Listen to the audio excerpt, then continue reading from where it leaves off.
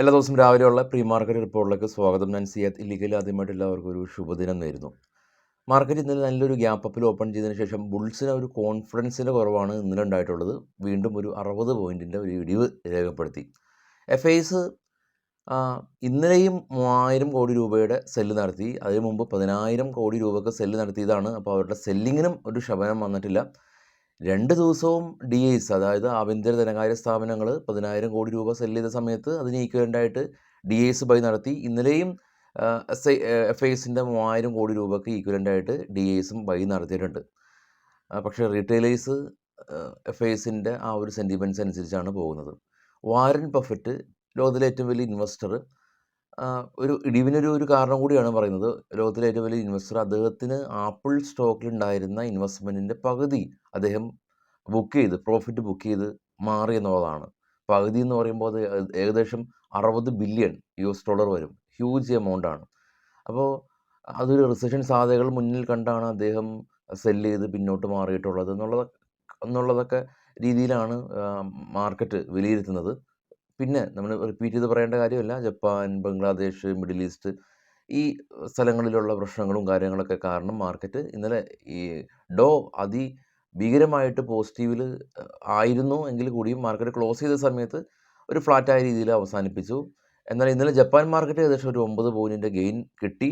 ഇന്നത്തെ മാർക്കറ്റിലേക്ക് വരാം. ഇന്നത്തെ മാർക്കറ്റിൽ ആദ്യം നമുക്ക് ഉള്ള ഒരു ഗ്ലോബൽ അപ്ഡേറ്റ്സ് നോക്കാം. ഏറ്റവും ടോപ്പിൽ ബിറ്റ്കോയിൻ 56, ബ്രന്റ് ഓയിൽ 76, ഗോൾഡ് $2,386. ഗോൾഡൊന്നും ഇടിഞ്ഞിട്ടുണ്ട്. ഓസ്ട്രേലിയ ഫ്ലാറ്റാണ്, ചൈന ഫ്ലാറ്റാണ്, കൊറിയ 1% അപ്പ്, നിക്കി ഫ്ലാറ്റാണ്, ഡോ ജോൺസ് ഫ്ലാറ്റാണ്. ഇന്ത്യ വിക്സ് ഇന്നലെ കാണാം 18. ജർമ്മൻ മാർക്കറ്റ് ഗ്രീനിലടച്ചു, ഫ്രാൻസ് മാർക്കറ്റ് റെഡിലടച്ചു, UK മാർക്കറ്റ് ഗ്രീനിലടച്ചു. ഡോ 294 പോയിൻറ്റ്, നാസ്ഡാക്ക് ഏകദേശം ഒരു 1%. നാസ്ഡാക്കിൽ പോസിറ്റീവായിരുന്നു. US മാർക്കറ്റിൽ ലിസ്റ്റ് ചെയ്ത ഇന്ത്യൻ കമ്പനികളിൽ ഇൻഫോസിസും, Wipro, ICC, HDFC, Tata motors എല്ലാം തന്നെ പോസിറ്റീവിൽ തന്നെയാണ് ക്ലോസ് ചെയ്തിട്ടുള്ളത്. എന്നാൽ വിപ്രോ എക്സ്റ്റൻഡ് മാർക്കറ്റ് അവേഴ്സിൽ 0.5% ഇടിഞ്ഞിട്ടുണ്ട്. പക്ഷേ ഓൾറെഡി 3.36% ഒരു അപ്പ് ഉണ്ടാക്കിയിട്ടുണ്ട്. ഇനി മറ്റുള്ള ഒരുപാട് ഡേറ്റാസ് നമ്മൾ എടുത്തിട്ടുണ്ട്. ഇതെല്ലാം നമ്മുടെ വെബ്സൈറ്റിൽ ലഭ്യമാണ് കേട്ടോ. ആദ്യമായിട്ട് ഓപ്പൺ ഇൻട്രസ്റ്റ് ആണ്. Bank Nifty 49,700 spot. Resistance 50,500, support 49,000 എന്ന റേഞ്ചിലാണുള്ളത്. ഇത് ഇന്നലെ ആരോ കമൻറ്റ് ചെയ്തു, എഫ് ഐസിൻ്റെ ഇൻഡെക്സ് ഫ്യൂച്ചറുള്ള ആക്ടിവിറ്റീസാണ്. ഓൾറെഡി നമ്മുടെ വെബ്സൈറ്റിൽ ഉണ്ട്. ഇത് ട്രേഡ് ബഡി എന്ന് പറയുന്ന ടാബ് ഈ വീഡിയോയുടെ ഫസ്റ്റ് കമൻറ്റിൽ പിൻ ചെയ്യാം. അതിൽ ഒരുപാട് ഒരു ഇൻഫർമേഷനാണ് എഫ് ഐസിൻ്റെ ഇൻഡെക്സ് ഫ്യൂച്ചറുള്ള ആക്ടിവിറ്റീസ്. അത് ഏകദേശം ഒരു 3 വർഷമായിട്ട് നമ്മുടെ വെബ്സൈറ്റിലുണ്ട്. ഇന്നലത്തെ ആക്ടിവിറ്റി നോക്കുകയാണെങ്കിൽ ലോങ് പൊസിഷൻ 60 നിന്ന് 57 കുറച്ചു, ഷോർട്ട് പൊസിഷൻ 40 നിന്ന് 43 കൂട്ടി. ഇത് ഇന്നത്തെ FNO ബാനാണ്. ഇതും നമ്മുടെ വെബ്സൈറ്റിലുണ്ട്. ഇന്ന് ABC capital, Birla soft, Chambal fertiliser, GNFC, granules, hint copper, India cement, India mart തുടങ്ങിയ കമ്പനീസ് ഇന്ന് FNO ബാനാണ്. ഇത് ബ്രേക്കൗട്ട് സ്റ്റോക്കുകളാണ്. അതായത് ലോങ് ബിൽഡപ്പ് എന്ന് പറഞ്ഞു കഴിഞ്ഞാൽ ചാടി കയറി വാങ്ങുക എന്നുള്ളതിന് അല്ല അർത്ഥം. അതായത് ഓപ്പൺ ഇൻട്രസ്റ്റും സ്റ്റോക്കിൻ്റെ വിലയും കൂടുന്ന സ്റ്റോക്കുകളാണ് Torrent pharma, Deepak nitrite, PI അങ്ങനെയുള്ള സ്റ്റോക്കുകൾ. ഷോർട്ട് പൊസിഷൻ എന്ന് പറയുന്നത് ഷോർട്ട് ചെയ്യുക എന്നുള്ള ആക്ച്വലി ആളുകൾ ഷോർട്ട് ചെയ്ത് വെച്ചേക്കാണ്. എന്നാൽ നമ്മൾ ചാടി കയറി ഷോർട്ട് ചെയ്യരുത്. ഇത് ഷോർട്ട് പൊസിഷൻ ചെയ്തു വെച്ചിരിക്കുന്ന സ്റ്റോക്കുകളുടെ ഒരു ലിസ്റ്റാണ്. ഇത് ഡെറിവേറ്റീവിൽ ട്രേഡ് ചെയ്ത ആളുകൾക്കും നിക്ഷേപകർക്കും ഉപകാരമുണ്ട്. പക്ഷേ ഇതിൻ്റെ യഥാർത്ഥ ഉപയോഗം മനസ്സിലാക്കണം. ഇത് നമ്മുടെ വെബ്സൈറ്റിൽ ലഭ്യമാണ്. കൂടാതെ തന്നെ ഇനി ഒക്കെ കഴിഞ്ഞിട്ടുണ്ട്. ഇനി നമുക്ക് സ്റ്റോക്കുകളുടെ കുറച്ച് വാർത്തകളിലേക്ക് വരാം. അപ്പോൾ ഡിവിഡൻഡ്, IPO അതെല്ലാം തന്നെ ട്രേഡ് ബഡിയിൽ ലഭ്യമാണ്. ഈ വീഡിയോയുടെ ഫസ്റ്റ് കമൻറ്റിൽ പിൻ ചെയ്ത് വെച്ചിട്ടുണ്ട് ട്രേഡ് ബഡിയുടെ ലിങ്ക്. കുമിൻസ് ഇന്ത്യ, ഇനി കുറച്ച് സ്റ്റോക്കുകളുടെ വാർത്തകളിലേക്ക് വരാം. കുമിൻസ് ഇന്ത്യ നെറ്റ് പ്രോഫിറ്റ് 31% വർദ്ധിച്ച് 463 കോടി രൂപ കരസ്ഥമാക്കി. ബാറ്റ ഇന്ത്യ കമ്പനി, ഫുഡ്വെയർ കമ്പനിയാണ്, നെറ്റ് പ്രോഫിറ്റ് 63% വർദ്ധിച്ച് 174 കോടി രൂപ കരസ്ഥമാക്കി. PE ഇൻഡസ്ട്രീസ് കമ്പനി, ഉദയ്പൂർ ബേസ്ഡായിട്ടുള്ള അഗ്രോ കെമിക്കൽ കമ്പനിയാണ് PE ഇൻഡസ്ട്രീസ് കമ്പനി. അത് 17% ഇയർ ഓൺ ഇയർ നെറ്റ് പ്രോഫിറ്റിൽ വർധനവ് രേഖപ്പെടുത്തി. ടാറ്റ പവർ കമ്പനി 970 കോടി രൂപ നെറ്റ് പ്രോഫിറ്റ് വന്നു. അത് ഓൾമോസ്റ്റ് ഫ്ലാറ്റായിരുന്നു. പക്ഷേ സ്ട്രീറ്റ് എസ്റ്റിമേറ്റ് ചെയ്തത് 1016 കോടി രൂപയാണ്. ആ സ്ട്രീറ്റ് എസ്റ്റിമേഷനിൽ താഴെയാണ്. എന്നാൽ പ്രോഫിറ്റ് ഇടിഞ്ഞിട്ടില്ല, ഫ്ലാറ്റാണ്. ഗ്ലാൻ ഫാർമ കമ്പനി നെറ്റ് പ്രോഫിറ്റ് 26% ഇടിഞ്ഞിട്ടുണ്ട് ഇവരുടെ. അതായത് 194 രൂപയിൽ നിന്ന് 194 കോടി രൂപയിൽ നിന്ന് 143 കോടി രൂപയിലേക്ക് ഇടിഞ്ഞു. Gujarat gas company net profit 329 കോടി രൂപയാണ് കരസ്ഥമാക്കിയത്. നെറ്റ് പ്രോഫിറ്റ് 19% ഡൗൺ ആണ് ഇയർ ഓൺ ഇയർ നോക്കുകയാണെങ്കിൽ. എന്നാൽ സ്ട്രീറ്റ് എസ്റ്റിമേഷൻ്റെ അടുത്ത് വന്നിട്ടുണ്ടെന്നുള്ളതാണ്. VIP ഇൻഡസ്ട്രീസ് നെറ്റ് പ്രോഫിറ്റ് 93% ഇടിഞ്ഞു. 57 കോടി രൂപയിൽ നിന്ന് 4 കോടി രൂപയിലേക്ക് പ്രോഫിറ്റ് ഇടിഞ്ഞു.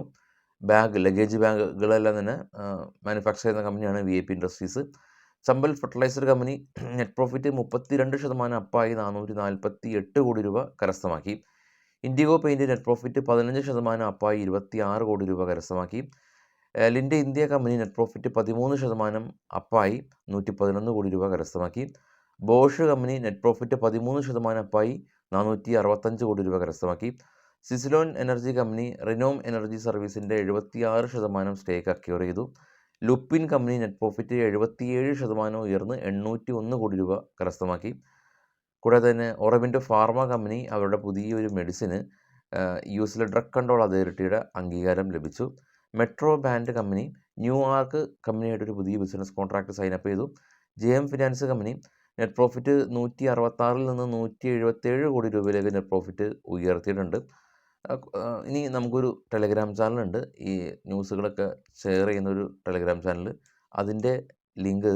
അതിൻ്റെയും ലിങ്ക് ഫസ്റ്റ് കമൻറ്റിൽ ട്രേഡ് ബഡിയുടെ താഴെ ഉണ്ടാവും. അതൊന്ന് ചെക്ക് ചെയ്യുക.